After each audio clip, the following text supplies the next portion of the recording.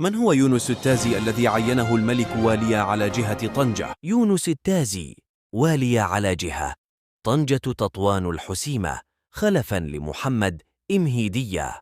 وسبق أن شغل التازي المولود سنة 1974 منصب عامل إقليم تطوان سنة 2017، كما تقلد منذ 2013 منصب مدير عام للوكالة المغربية لتنمية الأنشطة اللوجستيكية، وشغل ما بين سنة 2006 إلى نوفمبر 2012 منصب مدير الاستراتيجية والبرامج والتنسيق بين أنواع النقل بوزارة التجهيز والنقل.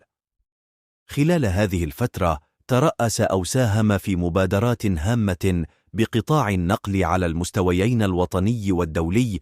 وشغل التازي العديد من المناصب داخل الإدارة، أهمها عضو بديوان وزير الفلاحة والتجهيز والبيئة 1997 1992، رئيس قسم الدراسات 2004 2005، ومدير بالنيابة للبرامج والدراسات بوزارة التجهيز والنقل 2005 2006.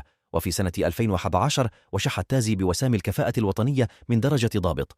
هذا وقد ضمت قائمة المسؤولين الجدد على رأس الإدارة الترابية بجهة طنجة تطوان الحسيمة كلا من عبد الرزاق المنصوري الذي تم تعيينه كعامل على إقليم تطوان، وحسن زيتوني عاملا على إقليم الحسيمة.